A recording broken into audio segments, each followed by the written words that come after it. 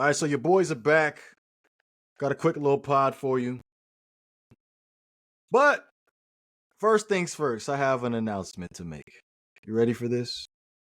All right, shoot it. So your boys have officially had an active YouTube channel, podcast channel, for the past 2 weeks since Thanksgiving, if I'm not mistaken. Was that 3 weeks? Yeah. I can't keep up. 3 But weeks now. 3 weeks, we have officially hit the 1,000 viewer mark. Definitely the subscriber count can get a lot better, but little milestone for us. 1,000, 1,029. I've been on plenty of platforms, done multiple YouTube channels, and I have never emerged 1,000 views in such a short amount of time. So I am 1,000% grateful for the 1,000 viewers, and I would hope in the future we can continue to grow as a podcast / channel. Be sure, audience, again, we appreciate it 1,000%. I agree with you. I'm super excited. I mean, this is fun. I'd like to continue doing this with the podcast with you. Just want to say thank you to everybody viewing. Don't forget to like and subscribe on our YouTube channel, Movie Fanatics. And now we're here. So let's get on with the news. What's out there now, James? All right. So, Anya Taylor-Joy. That is the next rumor coming out of the archives for Marvel to play a female Silver Surfer. Now, she's already played a Marvel character, not in the Marvel Cinematic Universe, but in a Fox spinoff. That is the New Mutants. She was correct. Magic. Right? Magic? Yep. All right, so describe Magic for us real quick. Let's see. What can I vaguely remember about this movie? Because this movie was not that great, bro. I believe she had the power. Because I was like, I was not. I had to sit through it. I wasn't a big fan of it. I really forced myself. What I can vaguely remember, she had the power to manipulate energy. I believe it was. I don't remember what kind of energy at the top of my head. It was a bunch of kids that were stuck in an insane asylum being tested on. This test subject for, if I remember correctly, a bear. I think he was stealing their soul or something. Hey, this is what I can remember at the top of my head right now. All right, so I'm looking at Anya Taylor-Joy here. It sounds like a candy bar. Anya Taylor-Joy. I'm looking at the filmography. To be honest with you, I don't think I've seen any movies with her. Yeah, none of the movies on the filmography have I've actually seen with her in it. So I am taking this with a grain of salt. Like, again, I'm not going to voice my opinion on it. Well, I will voice my opinion on us making the gender change in the Silver Surfer part of it, but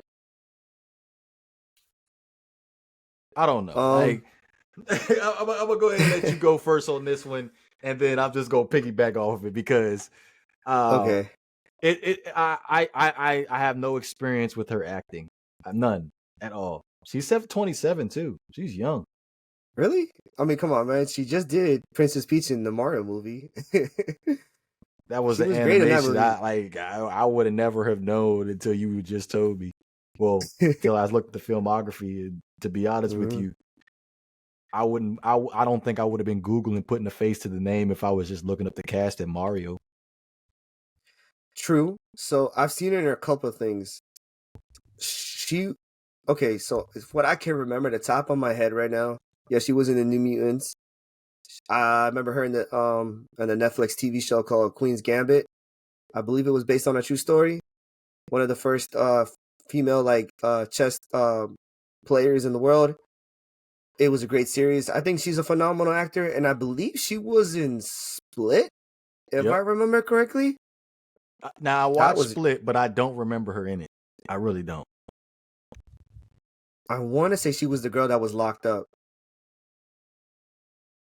That was in the zoo, if you remember correctly. I don't remember. I don't remember if she was the main girl. I think she was. And then that's pretty much is all I've seen her. So I do like her. I do like her movies. I think she's a great actor. My take on the Silver Surfer, to be honest with you, I don't know, man. Like, I don't know if these rumors could be true. I just don't see them making a female Silver Surfer, though. I just don't. Like, I mean, like we talked about in the last podcast. In order to do that, you need to throw her in a Fantastic Four movie, and in order to do that, I feel like that's just being rushed. We're not ready for it. To build Silver Surfer, that's a herald of Galactus.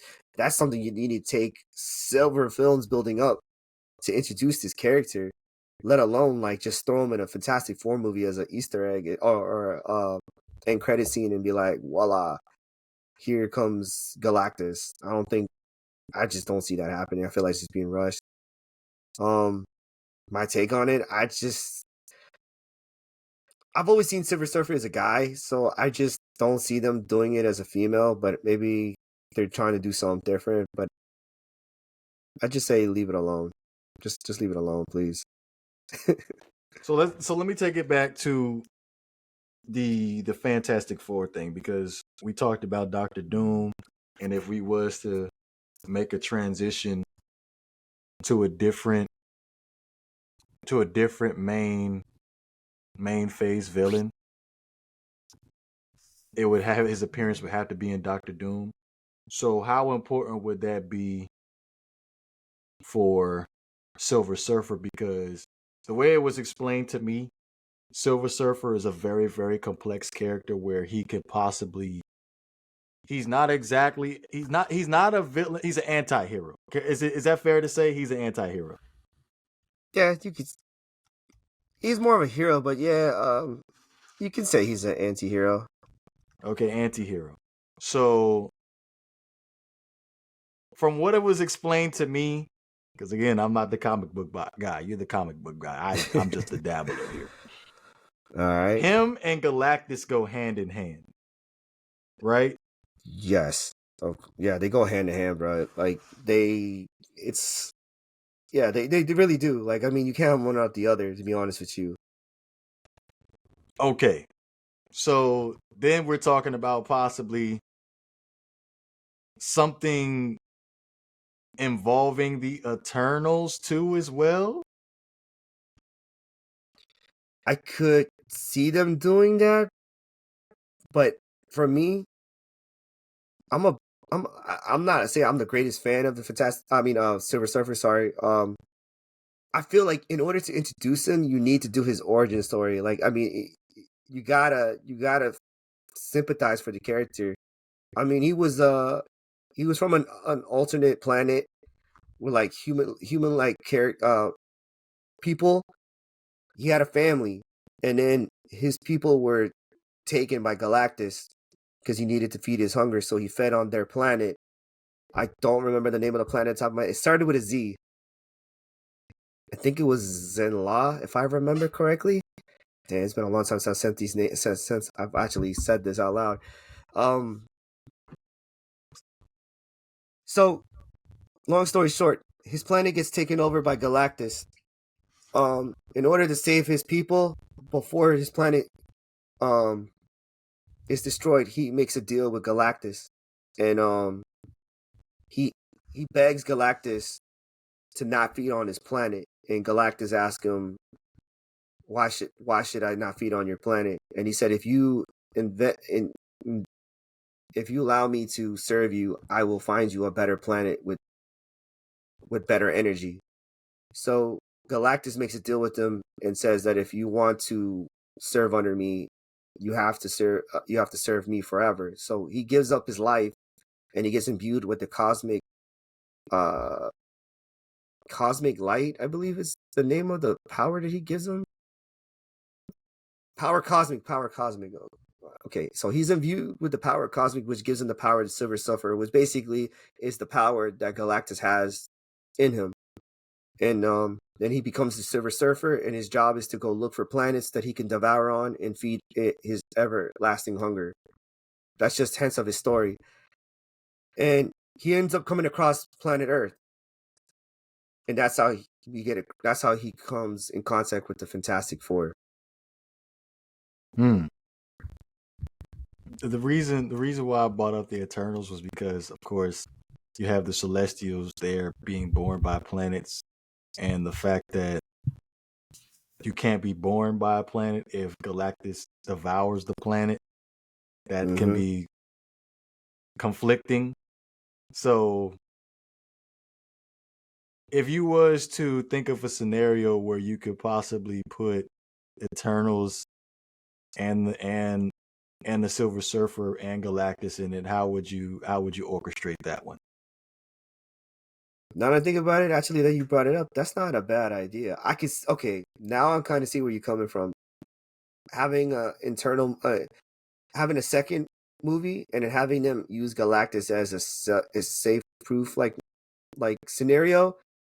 So like we were just like you just said, like it's Celestials are born through dying planets, but Galactus eats living planets.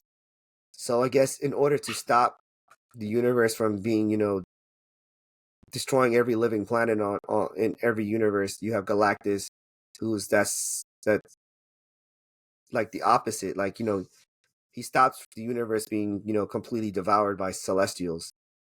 But in the Right. process he destroys living or civilization, but also stops the Celestials from being born. I could see That'd them be a, doing that. that'd be a badass movie. That would be badass. And then I could see them doing that like they did on Titan, but the difference would be where the Silver Surfer was, him and his people are living at, and then I could see himself giving himself up as a herald to Galactus, and then I could see them moving it on to the Fantastic Four. I feel like that'd be just way too much going on because you wouldn't that have to involve Earth though? Or you think they would do it on a different planet? Like let's say Zenla, like if they just put their own little spin on it, right? Mm-hmm. Zenla was about to birth a celestial, right? This is just Mm-hmm. a this is just an origin story, but Silver Surfer's just a little. He's the main guy, but he ain't really the main guy of the movie, right? Yeah. He's on the planet. Galactus is like, I'm about to devour this planet. Like you said, Silver Surfer's like, look, I'll serve as your herald if you let my planet survive. And then boom, the planet dies any damn way because here comes the Celestial. Now we have a conflict between the two, the Celestials and Galactus, and then we have our movie. And then we get our backstory of the Silver Surfer, and we get conflict between two beings in the universe that doesn't require that's going to end up being something bigger as we move forward in the Marvel Cinematic Universe. If that makes sense. Maybe that's Uh-huh. too much of a movie. What'd you think? I can see them doing that, but you know what? I could possibly see them doing that instead of making like Zenlar. You can take them from like the Titans because the planet of Titans was still there. It just wasn't populated by their people. Like I could see them taking like where Thanos was from. I could see them taking Titan, and then someone said, "Well, Thanos couldn't save us. Like, what if one of us saved us, and it happened to be the Silver Surfer? Hence, why you still got the world Titan still existing because they fought an Infinity War on Titan. I could see that. Like, have a Titan actually be the Silver Surfer, one of them, because you do have the Titans scattered throughout the universe because they are Eternals technically, but they just chose to live on their free will and not serve the Celestials. All right, so let's take this back, right? Because I Mm-hmm. remember in Eternals, you had Thanos' brother. What's his name? Star Fox? I don't remember his name. I remember what he does, but I don't remember his name. Hold on. I gotta look this one up. Hold on. Why don't I remember his Arrows, name? arrows, arrows. Arrows. Yes, Eros. So you have Eros, right? And the Yeah. post-credit scene, they made it known he was the brother of Thanos, right? Mm-hmm. So Thanos is supposed to be an Eternal. Is that what you're saying? He's a resisting Eternal. Yeah. Um, they are Eternals in the movie. They're Eternals that chose to live off free will instead of being servants of the Celestials. Instead of looking, going to planets and watching over the population grow, so they can speed up the process faster for the Celestials to be born off a dying planet. Oh, well, not a dying planet, a living planet. So Remember, this that is was the this thing concept is of the about to get movie. deep. This is about to get deep now. So with Thanos's genocide idea of eliminating half of life, he since he was an Eternal, he must have known the fact that Celestials needed population for them to feed off of life energy to be born. So if he knocks out half of life on Earth, that means no Celestial being born. Correct. But you talk about Titan, his home planet. But if you really think about it, logically speaking, if you were to eliminate, as he says, genocide all alike, rich or poor, healthy or sick, man or woman, child or adult, all you're really doing is slowing the process down. You're not really helping the process. You're all you're doing is slowing it down for a few more years. So you don't So think it it goes really hand in hand? not really. I do see the correlations in it, but from my perspective of seeing it, Thanos only slowed down the biological clock for the Celestial when they could have just found another planet to live on. But that's the thing. He didn't just knock out Earth, like he took out half of life throughout the The universe. universe, correct? So we're talking about, I don't know, they say there's like a baby born a minute, right? How many Celestials Yeah, you think is born in a minute? I have no idea. I mean, they say when someone dies, a baby is born. Like they say, a Yeah, soul for a soul, a body for a body.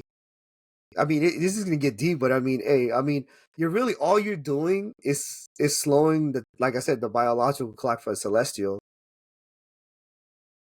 I true. mean, the only way to really technically destroy the Celestial, like they said in the Eternals, was to destroy the planet itself.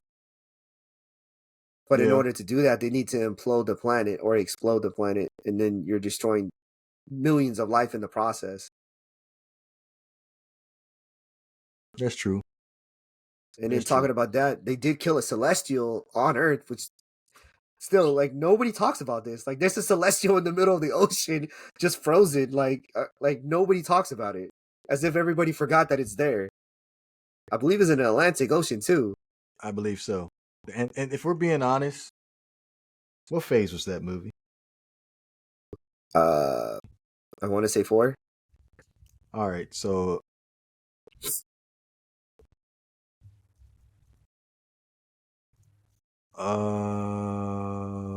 that is, yes, you're right. It's phase 4. So we are currently in phase 6. If we're being honest, that was the only movie Eternals. Celestials, I said Celestials. Eternals is the only movie from phase 4 and on is the one that I'm looking forward to the most because of the cliffhanger that it left. Yeah, it left a giant cliffhanger. I mean, nobody thought that you would see, you know, Thanos' brother at the end just walking up like, "What's up?" And like, So, what?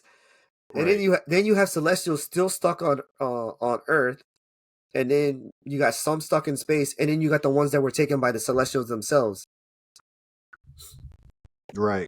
So, for those that didn't watch the movie or don't understand the movie, I highly recommend you watch that movie again. Watch It that was movie again. incredible. Like that movie was phenomenal. Again, it's something new for you to look at. It ain't your like regular superheroes, but got you thinking a little bit. Like a god can be born through a planet through is that human life? Yeah, with the population, the growth of the population needs to expand. Population life. Mm-hmm. They need to flourish is what the word I'm trying to look. It's wild though, the concept of it, because they go back and basically like, how do I say this? Um, explain why Thanos did what he did in Infinity War. Why he went so hard to eliminate half of all life in the entire universe. Because his planet was taken by a celestial, and it's crazy because he could have had stopped it, but it came to be, and he didn't want others to go through it, so he went and and started genocide from planet to planet, but then realized it was a slow process, and then it was too much blood on his hands, so he decided to collect all Infinity Stones and snap his fingers in order to destroy half of all life. Hence the blimp. So in This a is way, why I love it. this is crazy because you can sympathize for Thanos because he doesn't want others to go through what his people went through. That's like ridiculous though. So you don't think that, so not only do you know that he's a sociopath, it kind of justify his action even though he has no right to do what he did. You know what I mean? Not really, but at the same time, if I could save 500 million people by sacrificing a million, that's a tough call, but I think I'm gonna have to make it. I feel you on that, but think about it. He technically really didn't kill nobody with the Infinity Gauntlet because all they did was disappear from existence. As we know, at the end of Endgame, when Tony snapped his fingers back, all those who had disappeared came back, as if time never stopped for them. So they never aged. Yeah, so he technically didn't kill anybody. So If you think about it, Thanos didn't really stop anything because, as we know in the Eternals, what happened? Celestial was being born. because Tony snapped him back, and it Tony put snapped them things right back, back on schedule. but there was a 5-year time gap. Within that 5-year time gap, come on, people were making babies. People were making babies, dog. So all you did was just help the population grow. You just held some of it off, like, yeah, we'll put you back on the bench when when the time comes. You know what I'm saying?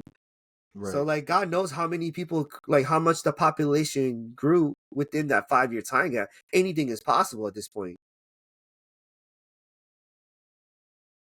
Yeah. And I think, and my theory about this too, I think when some of these people that were snapped in the blip came back, I think some of their genetics was changed.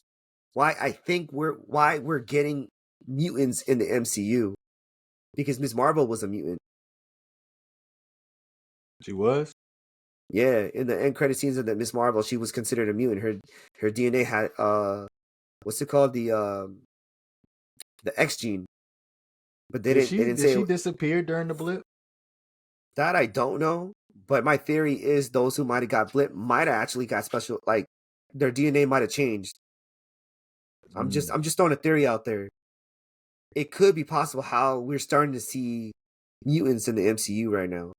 I think this is their little way of like explaining it without having to throw that there were mutants inside the entire universe the entire time, because that would be kind of weird if you think about it. It's kind of like, wait, we have mutants the entire time and nobody knew about it. Right. To me, that's just a little too cliche. Like, just an easy way for you to get out of it. Almost like flying a ship in a whale's mouth. There you go again. There you go. Yeah. Hey, it's better than riding a ship in a whale's mouth, though. I'll give you that. Way better than that. All right. So let me get back. Let me get back to Silver Surfer here for a second, right? Hmm. Because I know we're like, would you think the fans would be more disappointed with Silver Surfer being just pushed into the Fantastic Four movie?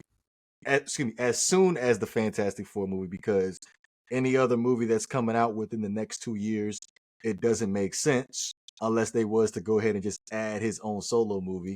What we talked about, we had our own little script together where we end up finding a planet. Silver Surfer finds it for Galactus, and then the Celestials being born at the same time, and then boom, we have a conflict. That's our little plot. Maybe they might use it, Marvel, but would they be more disappointed in the fact that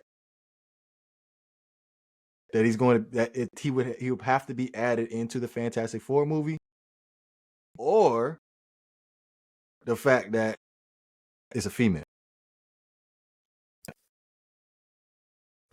My personal opinion, I think the fans would be more upset if you just throw the Silver Surfer in a Fantastic Four movie. Especially, this is going to be the first Fantastic Four movie in the MCU, because I feel that they're making the same.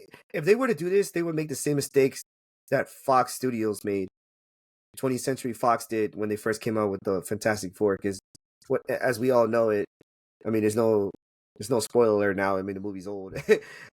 At the end of Fantastic Four, Silver Surfer came at the end. That was the end credit scene. It just feels rushed. Like, you need to have him built up, or at least talked about in another movie or a TV show, or have him have his own solo movie. But I see the fan base is really divided by her. I mean, having the Silver Surfer played by a woman. I don't think that they're really mad at it as a woman. I think they're just mad because they're not keeping it. They're trying to swap everybody out. Like, I get it. But like, the character was a man, so I mean, leave it as be. Unless there was another version of Silver Surfer where it was a woman, I'm cool with it. I just want them to do the. I just want to see all the characters that are related to the Fantastic Four done right. Is all I'm saying. Like this, like we talked about this last time. Marvel is gambling with this movie, bro. Like, we how many Fantastic Four movies we had? 3? 2, 3. God, the last one was terrible. The reboot. I mean, if they failed with this movie, bro, I don't think there's gonna be another Fantastic Four movie ever. I truly believe that. They need to make this movie right. I would take it a step further. I feel like Marvel's dead if they bomb this movie. Oh yeah, most definitely. If they, and this is one of the first movies that they're doing, recreating is what I'm gonna say, because I don't consider Deadpool. Because even though Deadpool is gonna be in the MCU, I don't consider it an MCU movie, to be honest with you, because that's finishing off 20th Century Fox. So the point what I'm trying to get to, like, they're redoing the Fantastic Four, and everything is riding on this, bro. The fans have been waiting for this for a long time. I want to see it done right. I want to just see it done the correct way. I don't care how they do it. It just needs to be done. The story needs to be legit. The characters need to be the actors need to be invested in these roles. It needs to be a real family. And I just don't see them stuffing villains in a movie for the first Fantastic Four movie.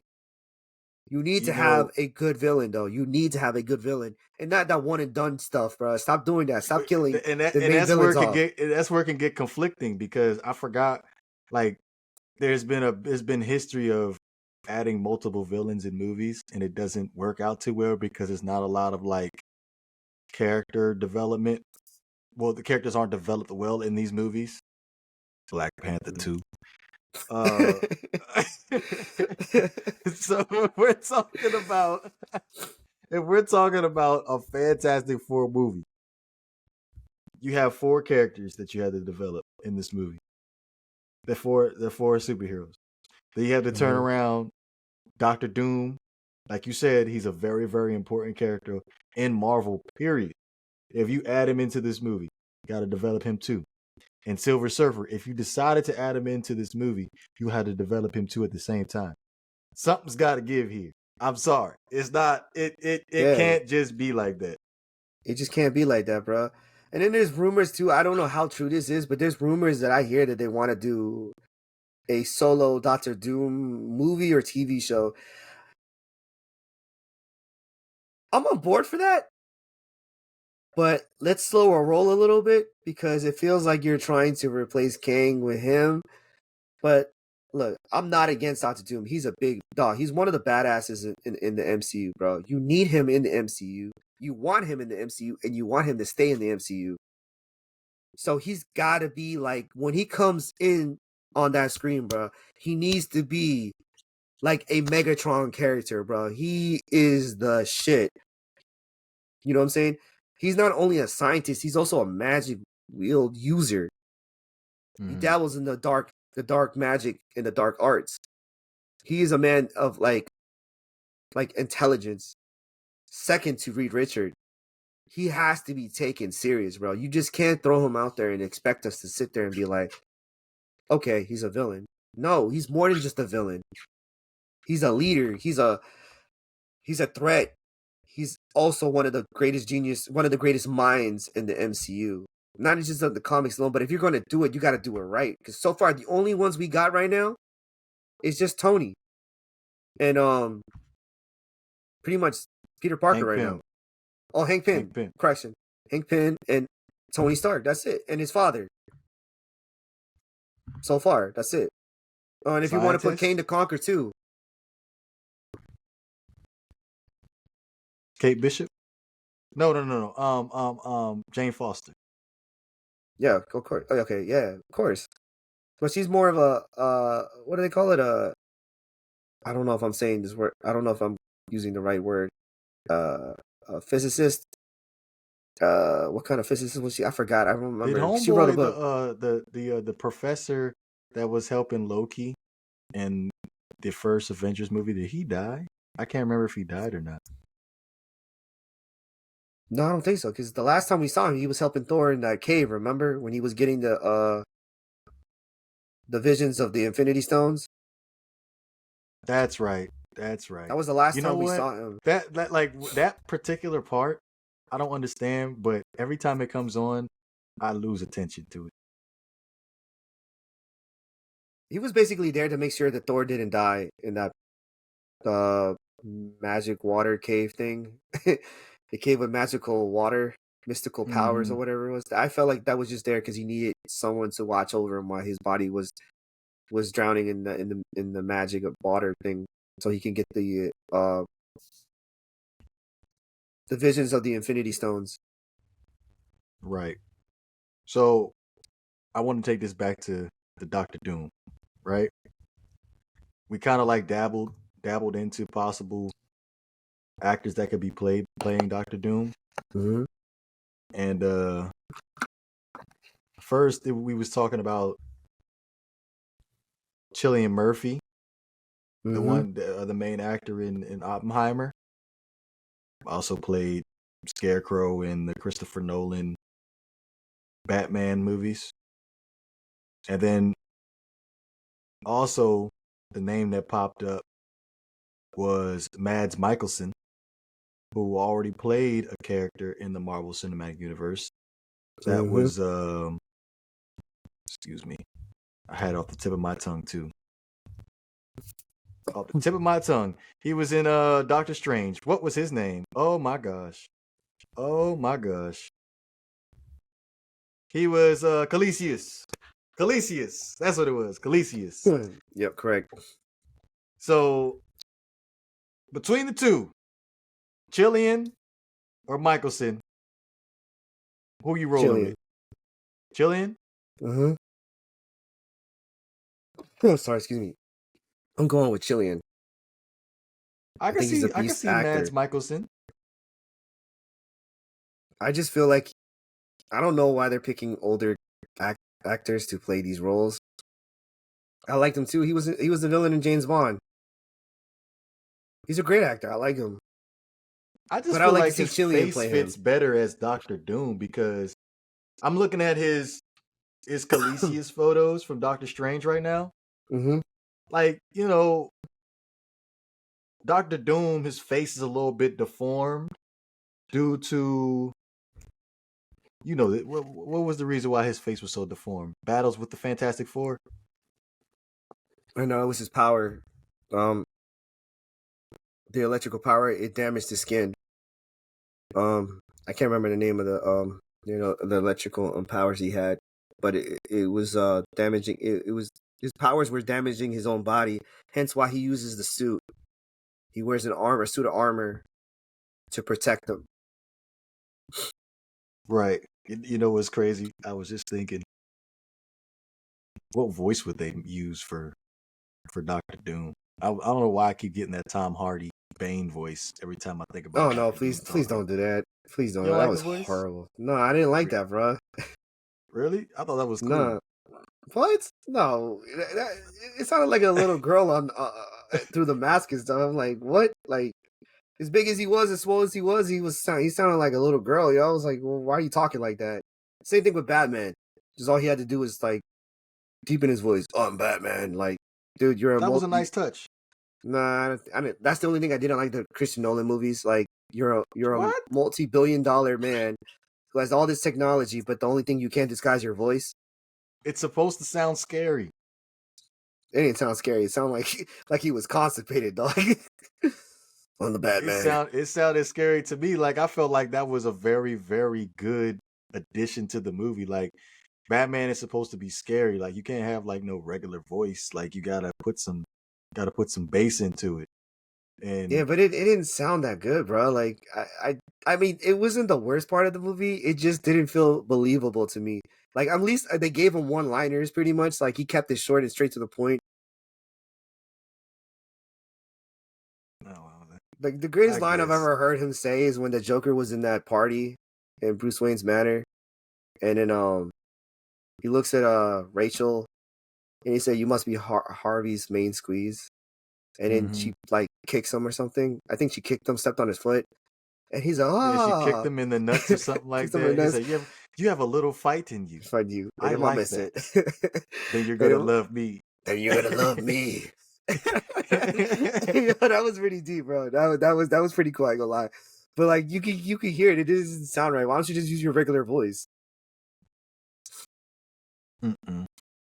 I need something intimidating. No, I did like Robert Pattinson's version though, when he talked in the suit. I gotta rewatch it. I can't remember what it was. He said, "What are you?" "I'm vengeance." I'm like, oh snap, bro. He sounded like he angry, bro. Like I was like, oh shit. Like, okay, maybe I don't want to do this whole like criminal thing. You know what I mean? Like he sounded like he was angry, bro. Like he just one bad like one little thing to like piss him off, and he was done. It felt believable. Gruesome. It was gruesome. It was more of a thriller. True. Definitely more of a thriller than more of anything for me. If they're gonna do a voice, they need to do something kind of like Vader, like have someone like have his voice altered through like a machine, like something cool. It's like something like electronical kind of. You know what I mean? You know, I was thinking too as well. Like I really wanted to prank call people and just have the Vader breath in there. They're like, "Hello, hello."